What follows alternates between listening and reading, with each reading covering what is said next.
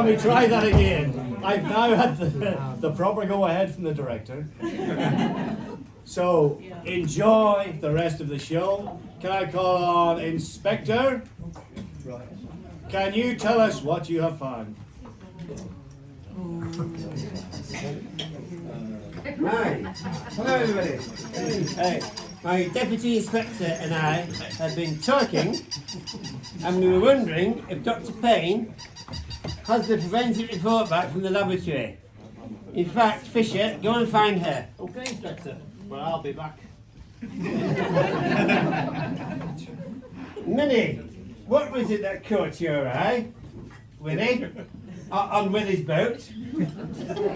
Well, Inspector, when I looked, I saw Arthritis' sextant.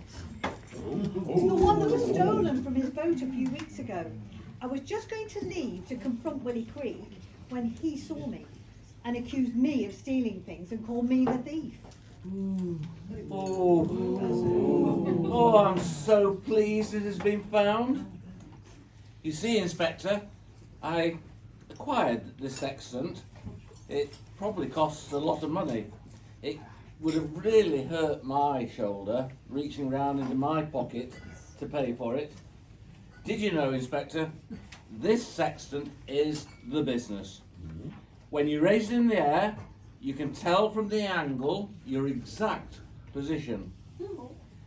It comes in very handy in all sorts of situations. No sailor or any man should be without one. Now I have it back, you should come aboard and play with my instrument. Now, what was it doing on Willie Creek's boat, I wonder? Ah, well, you see, I have already played with it.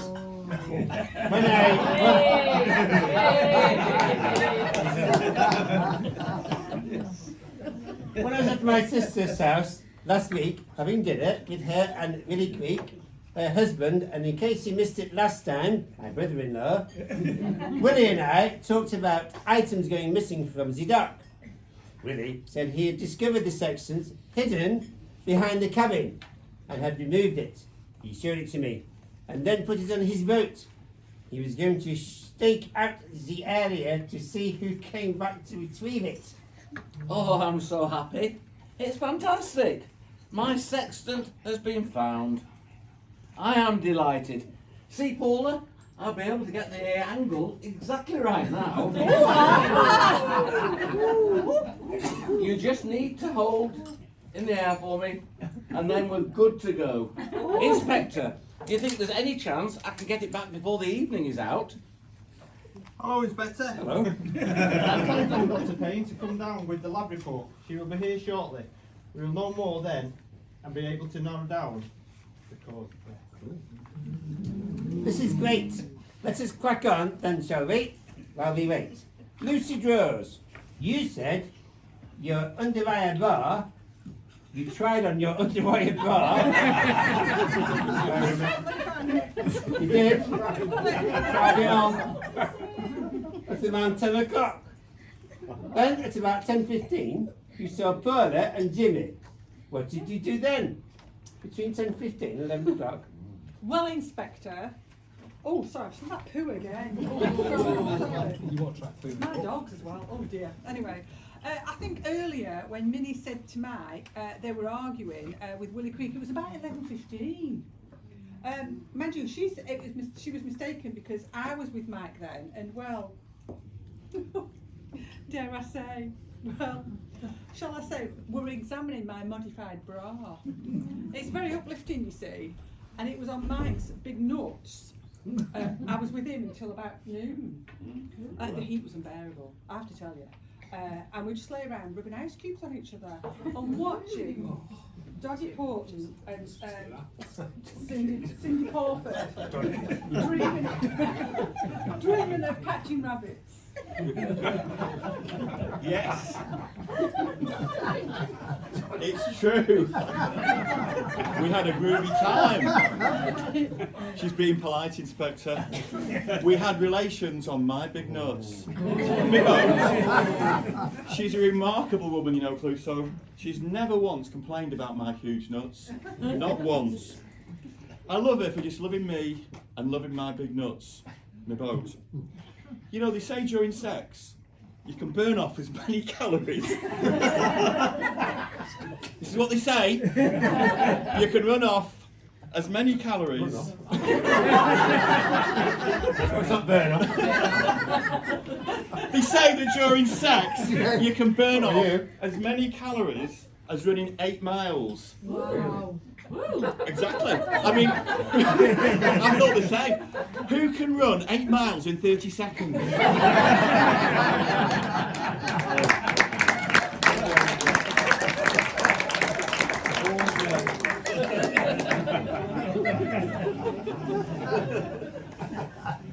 Seconds? Oh, no. That's only a Frenchman.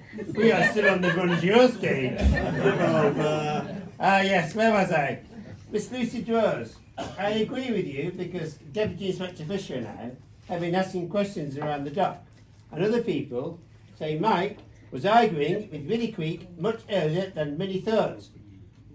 Pulling the righters. You were seen around 10:15 and 10:30. What was your morning like? It was a quiet morning. Yes, it was. You haven't eaten your beans for breakfast.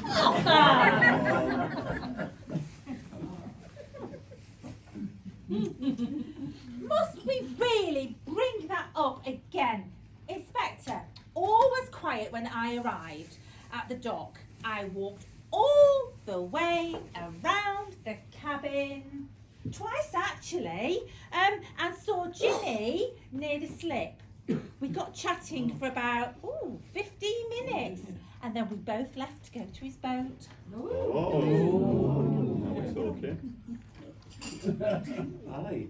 Give me my girlfriend. Oh, sorry. What about you, sunshine? Come on, let's see what you got to say.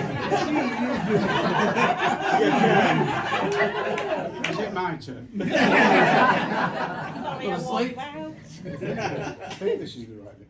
Aye, is this true? The lassie and I were chatting about how it was, and then I saw Willie. I made my excuses to leave before Willie saw me. Not only was I sleeping on Bonnie Lassie, I had not made my birthing fees. However, I never expected Paula to offer to twiddle my knob. I do remember seeing Honey about 10 minutes after Paula had finished twiddling, and then we both left our boat. Honey was wearing a lovely bikini. And she was so hot!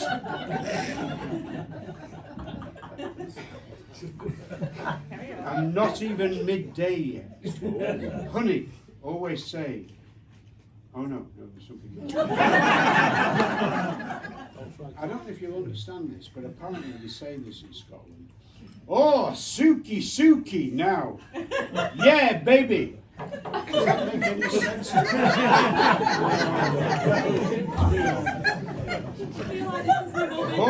Honey, always say,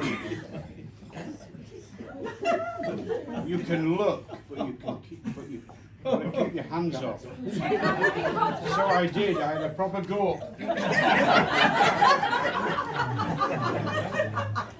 It's all right. Sorry, still daughter. friends, we're still friends, don't worry.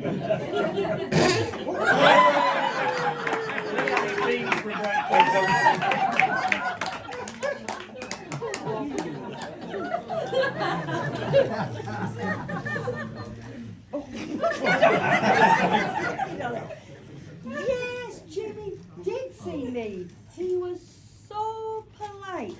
I mean, 90% of my body was uncovered, Oh. and he only looked at the covered up part. Gent. A true gent. Oh, I see, or rather, I wish I could see what he was looking at. Yes, honey Hamza, witnesses have said you were tanning yourself. Fisher, are you thinking what I'm thinking? I think I am. I think you're thinking. I bet she looked fit in that.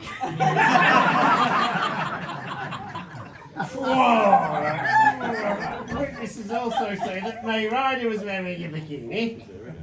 May Ryder, if I may, let us go through things again. Are you ready for it? Is she ready for it? Is she ready for it? Well, I can answer that myself. She's always bloody ready for it. Oh no, Avery, stop! Stop being so bitter and cruel. I decided to end things and maybe see Jimmy. Have you seen Because when I gave you an ultimatum, me or your addiction to sweet things, you chose the sweet things. You should think ahead as to how it makes you feel, what you say. What are you bloody going on about, woman? I mean, really? Do I look like the kind of guy who thinks ahead? What do you mean I choose sweet things over you? It's always my fault. It was you who said you were sick of finding Victoria sponge bits and prickly hundreds and thousands in bed. That was, and that was you, all the sweet things. I said the answer to that question's a piece of cake. See what I mean? You chose cake over me. Anyway, I didn't say it was your fault. I said I was blaming you, and that's very different. I looked all over the dock for you. I was going to give you a good thrashing with the holly branch cutting and teach you a lesson for leaving crumbs in bed. I thought I'd give you a taste of your own medicine and beat you with the bush to see how you like little bits and little pricks poking you. Yes, Inspector, I'm ready to go ahead. Ask away, but something tells me you already have the answers now. You wanted to know why I was upset with Avery, did you not? Hang on a minute, I'm the inspector here. But yes, you are correct. Jimmy over Avery, really? Jimmy was about to be moved on, as he can't live on his boat. So he will leave you high and dry in his hurry to get off. Poor choice, perhaps, if I can say so. Minnie, what about you? Well, yes, Inspector, absolutely. I quite agree. I saw Jimmy eating an orange. It was full of pips. Every other mouthful resulted in him spitting the pips out, and you wouldn't believe this, but his teeth came out with the pips. He is far too old for May Ryder. No, Minnie Hunter. I meant, what about you? Your whereabouts, not what about you and your thoughts about me and Jimmy. Oh, well, actually, I went to find Arthur to complain about him sneakily trimming my bush. Oh. He has been told to leave it alone loads of times. I saw him once when I was up Jimmy's mast. And Arthur was trimming great big chunks of it. I was so mad. I went to have words with him. I ran into Paula as she was walking near the cabin. We ended up in a bit of a row ourselves as I saw her wearing my stolen watch. It's a different one. And she said she found it, and I knew she was lying. I've seen her. That's why she's always hanging around the cabin and offering to go on men's boats. She is a thief. And that's why Arthur's wallets are always so full. He sells on her stolen goods. He's her handler. What a load of cock and bull. Cock and bull. Thieves? Us? Yeah. I've never heard such a tall story in my life. Inspector, this is slanderous. You need to do something about it.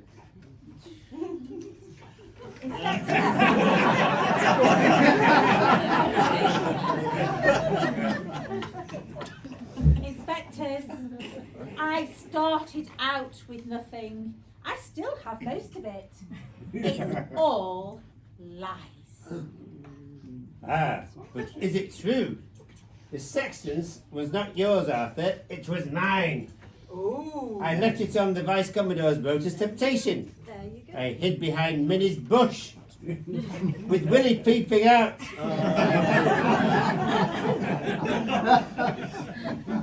And we watched Paula worm her way into men's boats to offer help. Then we saw her hand goods over to you, Arthur, to hide them to later sell them on. Willie thought you had seen him, but I was certain he was mistaken. I was a little preoccupied with the weird smell in the air. A strange aroma of cow shit. Something weird like rotting rabbits. Willie said it was the farmer's muck that he was spreading, and it always smells like that. You bloody fool woman. I can't believe that you've gone and got us banged up to rights on thievery.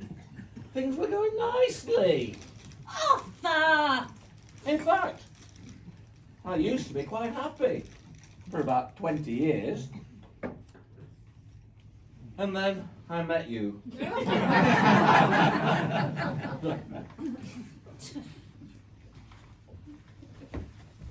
I have the report, Inspector. Yes, about time. We're so close to solving the reason for this murder. Hey, no overacting.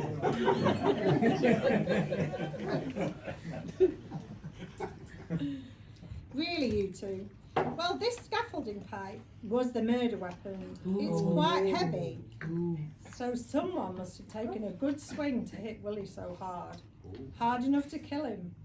Poor Willie, he would have just flopped on the concrete, slipped and died. When his body was found, rigor mortis had set in. And poor Willie was stiff. Poor Willie, stiff. Steady on, Dr. Payne. Were there any fingerprints on the murder weapon? Yes, 9 different sets actually.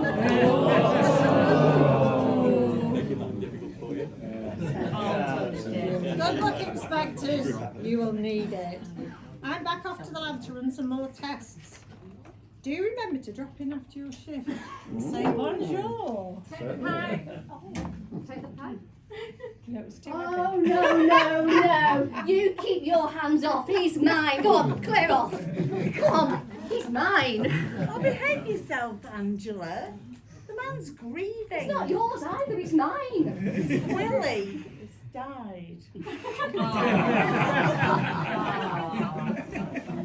Ah, yes, so true. My poor Willie has died. I want to tell his wife, my sister, who killed him. Fisher and I have been looking into all of your backgrounds. Minnie, hands up. You were a gymnast, and have already good arm strength. So to swing this pipe that's going out there now, I can't get hold of because it's gone. Would be no problem at all. Yes, Inspector, I am a gymnast. My specialism is rope climbing without using my legs. I'm quite petite, so it's easy to pull myself up without much effort, but that's not a reason. That's not. Aye, this is true, you can. She did my rigging up my mast. She was up and doing in a minute. She's a strong good that one. She doesn't need iron broom.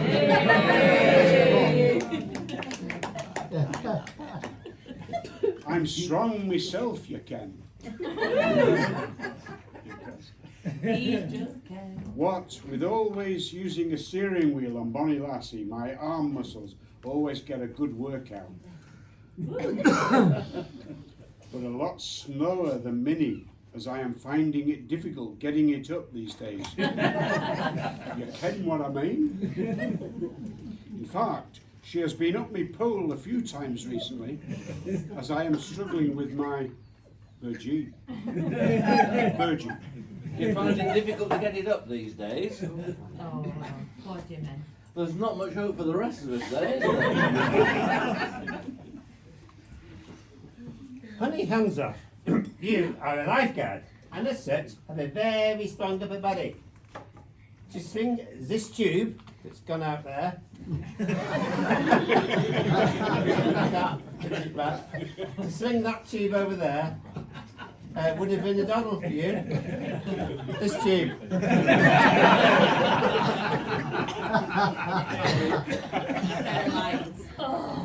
Inspector, take a chill pill, man. Close the shades, man. I save lives, not take lives. Avery Knight, you are a forester and familiar with very heavy wood. It would be like lifting a twig, raising this tube and swinging it at Willie. That is correct, but it wasn't me, dude. I'm a tree hugger. May Rider, you work with horses and heave heavy saddles around all day. To hit Willie over the head with this tube, as Avery would say, is a piece of cake. Yes, you again. Let's not go there, Inspector. I might just be winning May back, so don't open old wounds, please. Give me cake. Okay, that pulmonaritis and arthritis. Deputy Inspector Fisher has found out that you are both into house removals and are well known in the Lytham area. Fisher, that you...